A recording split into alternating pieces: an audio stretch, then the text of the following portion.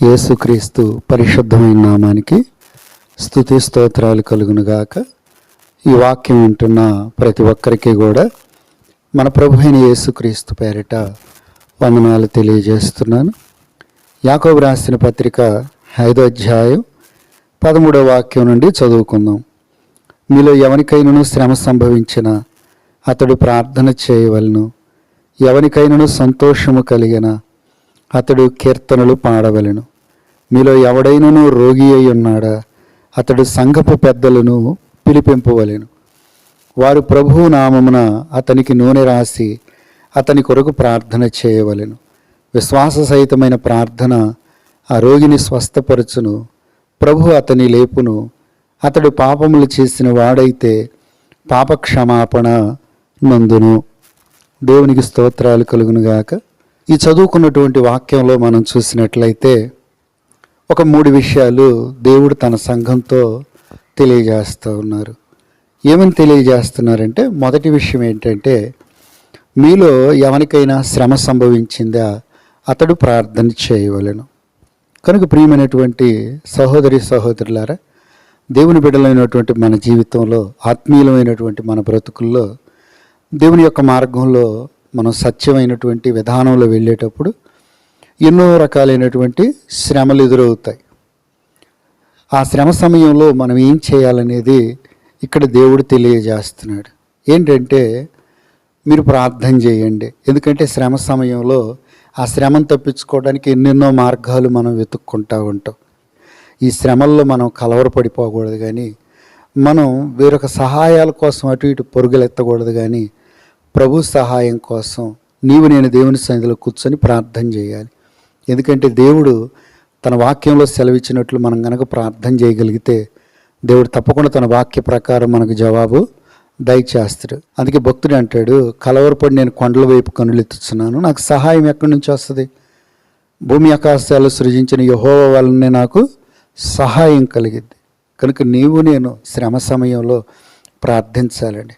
మన ప్రభువు వారు కూడా చేసింది ఏంటంటే, తన శ్రమ సమయంలో ప్రార్థన చేశాడండి. కలువరి సిలువలో నిండు శ్రమతో ఉన్నప్పుడు ఆ యొక్క సిలువలో ఆయన 7 మాటలు వెలిగితే వాటిలో 3 మాటలు ప్రార్థన చేసినట్లు మనం బైబిల్లో చూస్తూ ఉన్నాం. కనుక ప్రియులారా, యేసు ప్రభు వారు కూడా చెప్పేది అదే, మీరు ప్రార్థన చేయండి. దేవుని యొక్క సంఘమైనటువంటి మనం మొట్టమొదటిగా ఆయన చెప్పేది ఏంటంటే, శ్రమ కలిగిందా మీరు ప్రార్థన చేయండి. వేరొక మార్గాన్ని మనం వెతుక్కోకూడదు, కానీ దేవుడు చెప్పినటువంటి ఆ మార్గంలో మనం ప్రభువుని సంధించటం నేర్చుకుందాం. అప్పుడు ప్రభువే ఆ శ్రమలన్నిటిలో నుంచి మనల్ని బయటికి తీసుకురాగలుగుతాడు. దేవునికి స్తోత్రం, హల్లెలూయా. అలాగే రెండో మాట చూసినట్లయితే ఏమంటా ఉందంటే, ఇక్కడ ఎవరికైనా సంతోషం కలిగినా అతడు కీర్తనలు పాడాలి. ప్రియులారా, కొన్నిసార్లు మన ప్రార్థనలకు దేవుడు జవాబులు ఇచ్చినప్పుడు మనం ఎంతో సంతోషంతో నింపబడతాం, దేవుని స్తుతిస్తూ ఆరాధిస్తాం.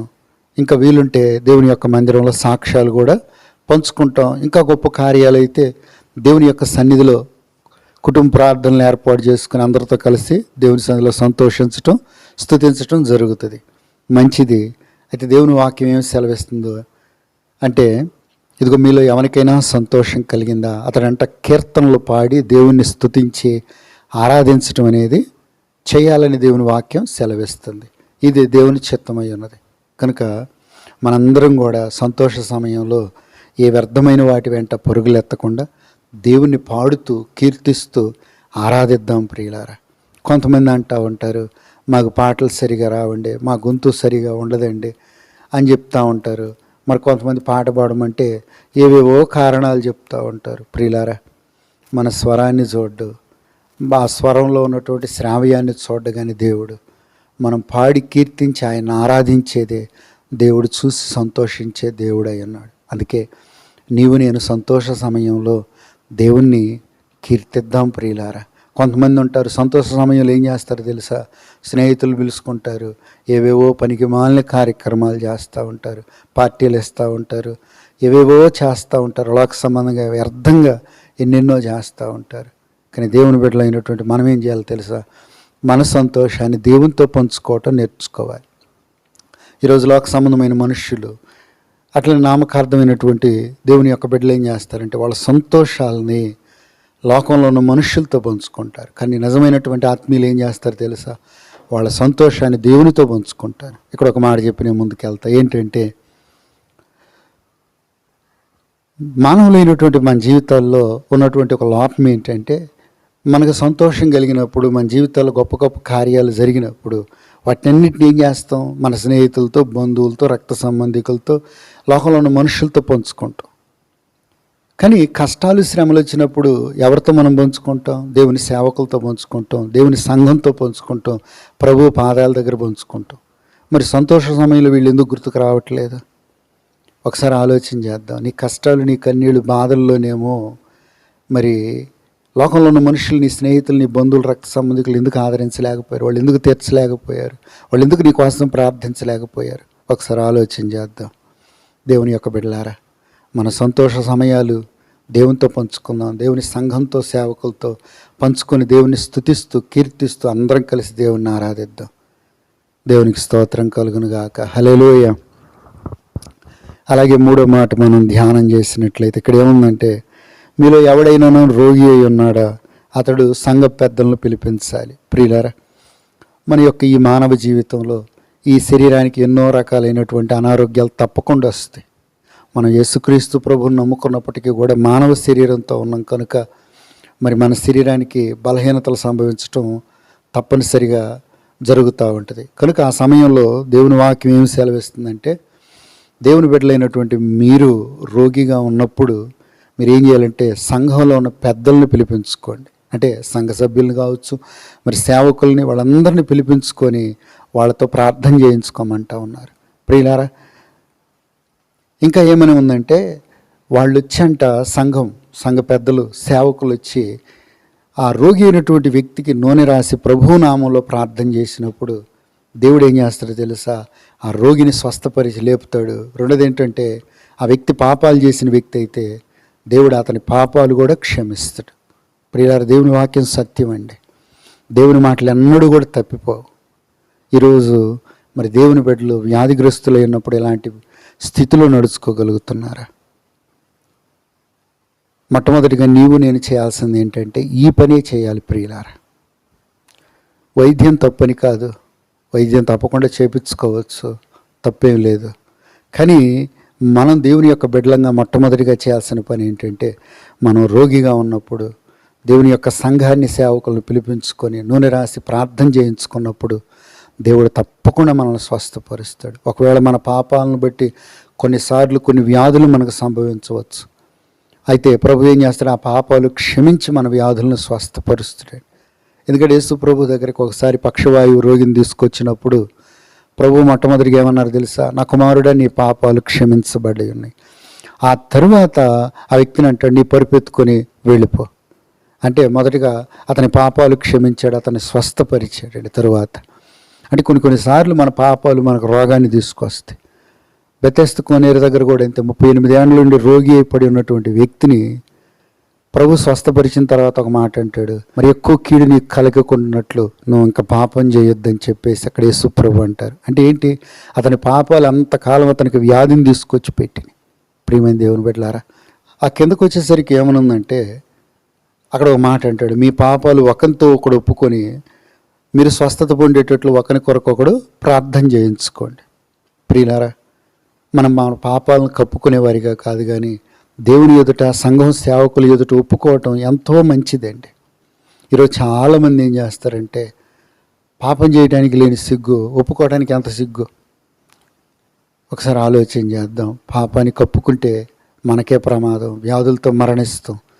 కానీ పాపాన్ని ఒప్పుకుంటే దేవుడు క్షమించి మనల్ని ఆ వ్యాధి నుండి స్వస్థపరిచి లేవనెత్తగలిగిన దేవుడై ఉన్నారు. అందుకే మన పాపాలు ఒకరితో ఒకడు ఒప్పుకుందాం. రెండోది ఏంటంటే, మనం ఒకరి కోసం ఒకళ్ళు ప్రార్థన చేసుకోవాలి. అంటే సంఘంలో ఒక వ్యక్తి బాగలేనప్పుడు మిగిలిన వాళ్ళందరూ ప్రార్థన చేయాలండి. ఇంకొక వ్యక్తి బాగలేనప్పుడు అతని కోసం ప్రార్థన చేయాలి. ఇలాగున దేవుని సంఘంలో బాగలేని వ్యక్తుల కోసం, వ్యాధులగ్రస్తులైన వ్యక్తుల కోసం ఒకళ్ళొకళ్ళు ప్రార్థన చేసుకున్నప్పుడు దేవుడు తప్పకుండా స్వస్థపరుస్తాడు. ప్రియమైన దేవుని బిడ్డలారా, అక్కడ దేవుని వాక్యం ఏమని సెలవిస్తుందంటే, నీతిమంతుని యొక్క విజ్ఞాపన బహుబలం కలిగిందై ఉంటుందని చెప్పేసి అక్కడ ఉందండి. ఎందుకంటే నీతిమంతుడంట మనోపూర్వకమైనటువంటి ప్రార్థన చేస్తాడు. ఆ ప్రార్థన బహుబలం కలిగి ఉంటుంది. దేవుని యొక్క బిడ్డలారా, మనం ఒకళ్ళ కోసం ఒకళ్ళు ప్రార్థన చేసేటప్పుడు మనస్ఫూర్తిగా విజ్ఞాపన, అంటే ఆ వ్యక్తి కోసం ప్రత్యేకంగా ప్రార్థించినప్పుడు ఆ ప్రార్థన బహుబలంగా ఉండి ఆ రోగిని తప్పకుండా స్వస్థపరుస్తుంది. మనం ఎక్కడుండి ప్రార్థన చేసినా సరే, ఆ వ్యాధిగ్రస్తులు ఎక్కడున్నా సరే దేవుడు తప్పకుండా లేవనెత్తుతాడు. ఎందుకంటే యేసు ప్రభు ఒక చోట నుండి మాట సెలవు ఇచ్చినప్పుడు ఎక్కడో ఉన్న శతాధిపతి దాసుడు బాగుపడ్డాడండి. యేసు ప్రభు ఒక మాట సెలవు ఇచ్చినప్పుడు కానాను స్త్రీ యొక్క కుమార్తెకు దయ్యం పెట్టినప్పుడు ఎక్కడో ఉన్న చిన్న బిడ్డ లేచి కూర్చున్నట్లు మనం చూస్తున్నాం. అలాగే ఈ ప్రార్థన గురించి ఏలియాను ప్రభు జ్ఞాపకం చేస్తున్నారు. ఏమంటాడంటే, ఏలియా అంట మన వంటి స్వభావం కలిగిన మనుష్యుడే అయినప్పటికీ కూడా అతడు ఆసక్తితో ప్రార్థన చేసినప్పుడు ఏమైంది? ఆకాశం మోయబడింది, వర్షం మంచు ఆగిపోయింది, భూమి ఫలాన్ని ఇవ్వటం మానేసింది. మరలా ఎప్పుడైతే ఏలియా గారు మరలా ఆసక్తితో ప్రార్థన చేశాడు, ఆకాశం వర్షం ఇచ్చింది, భూమి తల ఫలాన్ని ఇచ్చినట్లు మనం చూస్తున్నాం. ప్రియులారా, దేవుని బిడ్డలు అంటే ప్రభు రక్తంలో కడగబడిన నీతిమంతులు మోకరించి ప్రార్థన చేసినప్పుడు దేవుడు ఎలాంటి గొప్ప కార్యాలైనా చేయగలడండి. యెహోషువ ప్రార్థించినప్పుడు సూర్యచంద్రులను ఆపిన దేవుడు. ప్రియులారా, అందుకే నీవు నేను కూడా బహుబలమైనటువంటి ప్రార్థన చేయాలి, మనోపూర్వకమైన ప్రార్థన. నినివే పట్టణస్థులు ఎప్పుడైతే దేవుని సన్నిధిలో మనోపూర్వకంగా వేడుకున్నారో వాళ్ళ పాపాలు క్షమించబడ్డాయి, వాళ్ళ పట్టణం కాపాడబడింది. అందుకే నీవు నేను వ్యాధిగ్రస్తుల కోసం ప్రార్థన చేసేటప్పుడు మనస్ఫూర్తిగా వాళ్ళ కోసం ప్రత్యేకంగా మనం విజ్ఞాపన చేయటం నేర్చుకుందాం ప్రియులారా. కనుక మనం ఈ రీతిగా ప్రార్థన చేద్దాం. ఎందుకంటే పరిశుద్ధాత్మ దేవుడు యేసుక్రీస్తు ప్రభు తన సంఘానికి ఏదైతే చెప్పాడో అది తప్పకుండా నెరవేరుస్తాడండి. ఎందుకంటే మన దేవుడు మాట ఇచ్చి నెరవేర్చే దేవుడు. ఎన్ని తరాలు ఎన్ని యుగాలైన దేవుని మాటలు సజీవమైనవి. ఆయన తన మాటకు కట్టుబడి ఉండే దేవుడే తప్ప మాట తప్పే దేవుడు కాదు ప్రియులారా. అందుకే నీవు నేను దేవుని వాక్యాన్ని బట్టి ప్రార్థన చేసుకుందాం. ఈ రీతిగా దేవుని సన్నిధిలో కొనసాగుదాం. ప్రభు ఈ మాటలు మనలో ఫలింపజేసి ఇటు ప్రార్థనా జీవితాన్ని మనకు దయచేయను గాక. ఆమేన్. ప్రార్థన చేసుకుందాం. అందరం కళ్ళు మూసుకొని ప్రార్థనలోకి వేద్దాం. కృపా సత్య సంపూర్ణుడు అయిన మా యేసయ్య, పరిశుద్ధుడు అయిన మా దేవ, మీ కొందనాలు స్తోత్రాలు. ఈరోజు ప్రభువా మీ మాటలను మాలో ఫలభరితంగా మార్చండి. మీ సంఘమైన మాకు అయ్యా ఇదిగో మమ్మల్ని ప్రేమించి మా కొరకు వ్రాయించి నీ పత్రికలను బట్టి స్తుతిస్తున్నాను ప్రభువా. యేసయ్య, మీరు శిష్యులతో చెప్పారు నాయన, నేను చెప్పాల్సిన మాటలు ఇంకా చాలా ఉన్నాయి, కానీ మీరు ఇప్పుడు అవి సహించుకోలేరు. పరిశుద్ధాత్ముడు మీలోనికి వచ్చినప్పుడు ఆయన మీకు అనేక సంగతులను తెలియజేస్తాడని లేఖనాల్లో సెలవిచ్చారు. ఆ రీతిగానే నాయన మీరు నాయన నీ బిడలమైనటువంటి మమ్మల్ని పరిశుద్ధాత్మతో నింపి లోతైన సత్యాలను మాకు తెలియజేస్తున్నారు. మేము కూడా ప్రభువా మీ లేఖనాల్లో సెలవిచ్చినట్లు మేము ప్రార్థన చేసుకుంటూ మీ ద్వారా మేము గొప్ప కార్యాలు పొందే భాగ్యం దయచేయండి. ఇదిగోనైనా ఇలాంటి పరిస్థితుల్లో వెళుతున్న బిడ్డలు ఈ రీతిగా ప్రార్థన చేసుకుని విడుదల పొంది మిమ్మల్ని స్తుతించి ఆరాధించి మిమ్మల్ని హత్తుకొని మీకోసం బ్రతికే భాగ్యం దయచేయండి. ఈ వాక్యం ఉన్న ప్రతి ఒక్కరికి మేలు కలుగు చేయండి. ఎవరి అవసరతలు తక్కలతో వెళుతున్నారో వారందరికీ సహాయం చేయండి. ఇదిగోనైనా మీ దాసుడినైనా నన్ను కనికరించండి, నా ప్రార్థన ఆలకించు ప్రభు. ఈ వాక్యం వింటున్న బిడ్డల్లో ఎవరు వ్యాధిగ్రస్తులైనారో వాళ్ళకి సంపూర్ణమైన స్వస్థతను ఆరోగ్యాన్ని మీ పరిశుద్ధాత్మ ద్వారా మీ గాయపడిన హస్తంతో తాకి లేవనెత్తండి. అందరికీ మేలు కలుగు చేయమని, మీరు మాత్రమే మహిమ పొందమని క్రీస్తు పేరట వేడుకొని ప్రార్థించుచున్నాము తండ్రి.